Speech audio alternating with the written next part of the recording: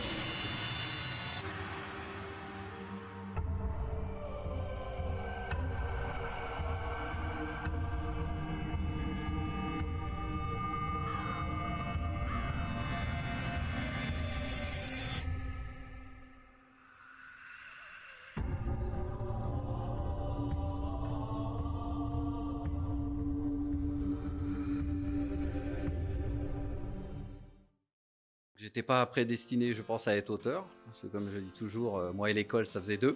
Donc, mais je me suis mis à écrire en fait inconsciemment en 2013, après une attaque cardiaque.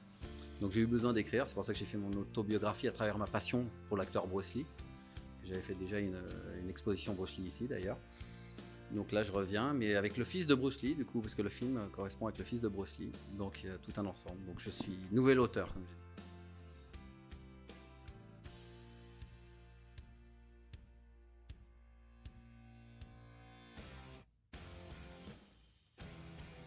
Alors mon métier d'origine, c'est graphiste et créateur de web. En 2013, j'avais écrit ma première édition en fait de mon autobiographie à travers ma passion justement, itinéraire d'un collectionneur, Bruce Lee et moi.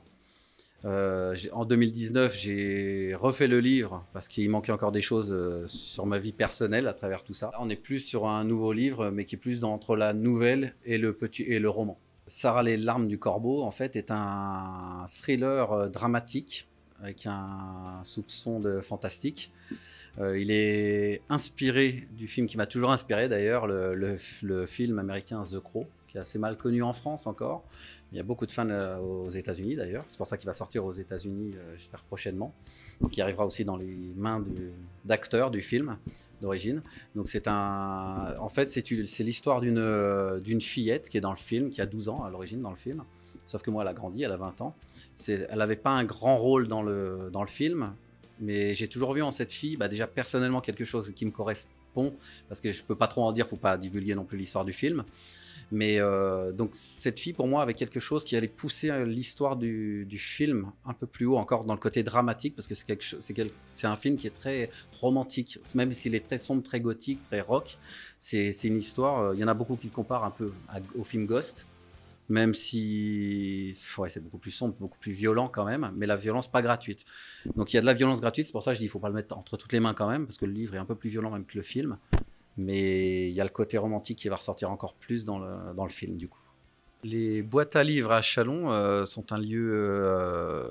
ouais, c'est une bonne idée, je pense, du maire qui l'a fait installer ça, parce que pour la culture, c'est vrai que j'ai profité et j'ai voulu offrir, comme mon premier livre, j'ai voulu offrir mon livre pour vraiment donner l'accès à tous les habitants. Je suis chalonnais, donc j'aimerais bien moi que les Chalonnais découvrent mon livre. Après, malheureusement, c'est vrai qu'on a appris récemment qu'il y a beaucoup de vols dans les... Je fais passer un peu le message, mais c'est vrai qu'il y a beaucoup de vols dans les boîtes à livres. Alors, c'était un choix personnel de faire les dédicaces justement à la Galerie d'Art L'Atrium, qui est un lieu culturel, qui est très beau d'ailleurs. Parce que déjà j'aime beaucoup l'endroit, j'ai déjà fait une exposition et je sais qu'il y a il y a quand même du passage au final. C'est une galerie qui mérite vraiment d'être connue. Après les lieux en ce moment, c'est vrai il y a beaucoup de lieux qui sont fermés à cause du Covid malheureusement. Donc on m'a appelé aussi pour des librairies, des conventions de cinéma, mais tout ferme un par un. Et j'ai un peu été obligé entre guillemets de le faire ici et je voulais faire quelque chose pour faire bouger un petit peu Châlons quand même là. Donc je suis venu ici vraiment par grand plaisir comme d'habitude pour ce coup-là dédicacer mon deuxième livre. Je travaille, alors moi, comme je dis, je suis un peu à touche à tout et j'arrête jamais, mais j'ai beaucoup de projets, que ce soit la peinture, je fais de la peinture, je fais du graphisme. Celui-ci, j'avais mis déjà 2 ans, je l'avais mis un peu dans un tiroir, ce livre. Et pendant le confinement, ça m'a servi à dire, il faut que je le finisse enfin. J'ai un autre livre, pareil, mais ça sera vraiment un gros tome, 3 tomes. Ça, on verra à l'avenir. Mais vraiment, le projet prochain, c'est vraiment de sortir mon livre en américain pour qu'il puisse arriver dans les mains des acteurs, comme je disais, ça serait bien. Et le prochain projet aussi, juste après, c'est de faire la bande dessinée. Parce qu'à l'origine, le film est une bande dessinée. Il y a eu le film. Et j'aurais aimé avoir mon histoire en bande dessinée. Donc c'est le prochain projet.